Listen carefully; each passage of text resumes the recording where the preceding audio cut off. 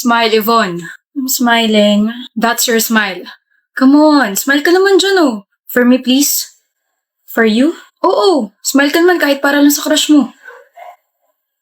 Ayan, okay na. Better. By the way, ganda-ganda mo. I know. Anong pwedeng i-expect namin sa love team yung dalawa? Of course, nalatag na sa amin yung mga gagawing movies, series, mall shows, meet and greets. Ayun, maraming nga abangan. Sinungaling. So, kamusta naman yung relationship niyong dalawa? Masaya. Masaya kaming dalawa. We've been hanging out this past few days, keeping each other's company, getting to know more. We've been having so much fun. Getting to know more means you both like each other? Yes. No? Oh, Yvonne? Getting to know more means casual lang. Also, whenever hangout na kaming dalawa lang. Tapos yung photos namin na kumakalat ngayon sa internet, yun yung time na pinagsabihan ko siya na wag akong akbayan during group dinner kasi ang uncomfortable. Oh! And sa totoo lang, wala pang nilalatag na project sa amin. We're still waiting and wala pang final decision kung magiging love team kaming dalawa. Yvonne, ano ba? Dapat ba tayong magpanggap na okay tayo? Should we lie more? Totoo naman, di ba? Our love team is not yet official. Sorry, excuse me. Please cut that out. Sumunod ka sa akin. Excuse me. Pakulo yun, ha? Do you even know what you're doing? You're stupid. Imagine 7 taong ka na sa showbiz pero parang wala ka pa rin alam sa kalakaran na to eh.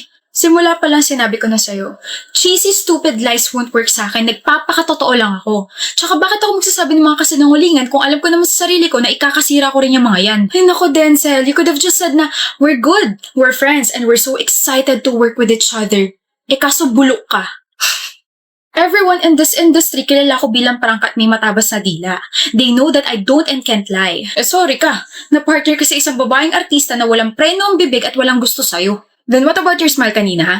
You smiled for me. You like me, Yvonne. Yun ang totoo. That. Yes, that. Iniisip ko yung boyfriend ko noon. Sabi mo kasi mag-smile na lang ako kahit para lang sa crush ko. Crush ko boyfriend ko, kaya ngumiti ako. Boyfriend? May boyfriend ka? Oo. Okay lang sa boyfriend mo na may ka-love team ka? Hindi pa nga kita ka-love team, kulit. Naka-unli ka ba ha? And yes, if ever, okay lang sa kanya. O sige. Kung matuloy man tong love team natin, hindi siya magsiselos? Ano ka ba? Naka-enroll yun sa anti-selos program ni Jack. Aside from that, alam ko yung limitasyon ko as an actress. Excuse me? Yes, hello. Let's continue na the interview.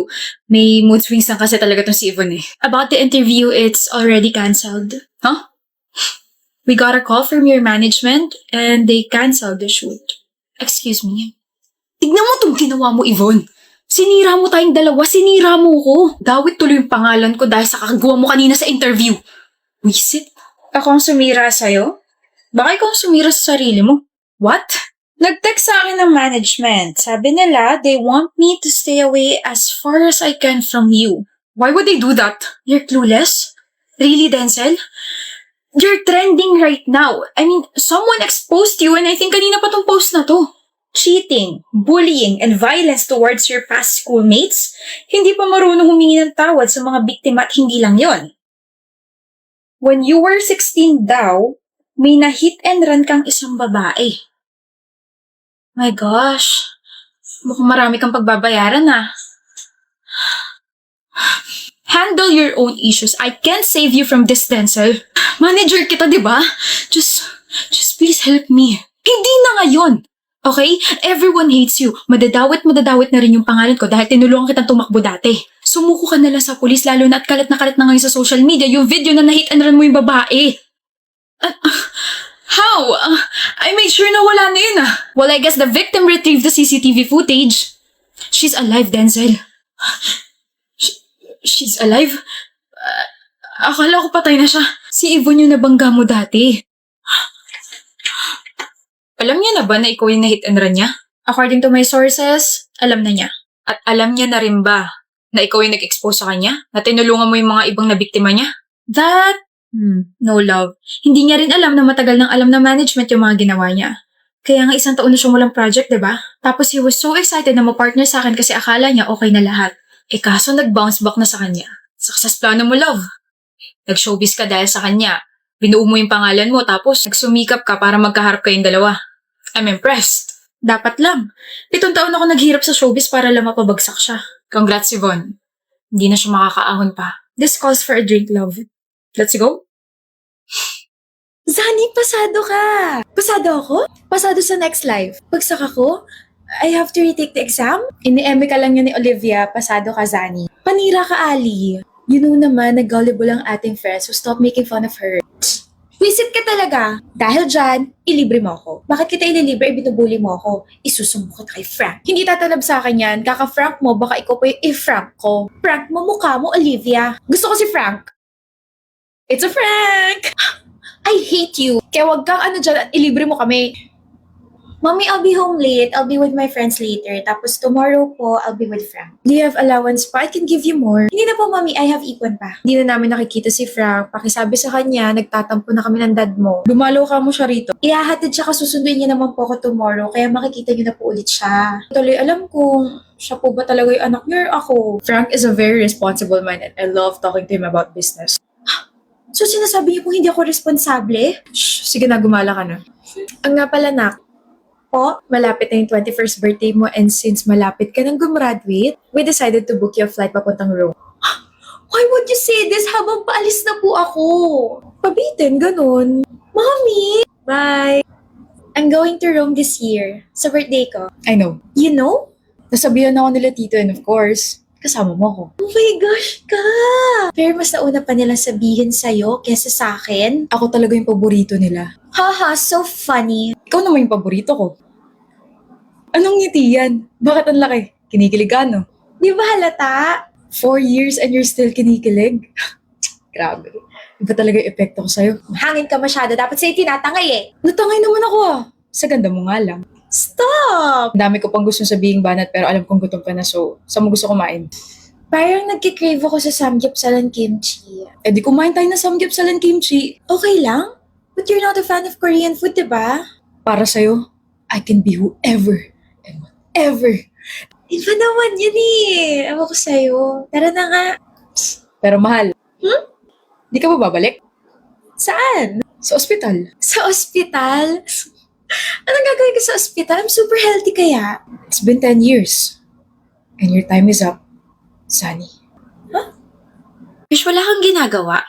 Bakit? Di ba gamay mo na yung recent topic natin sa calculus?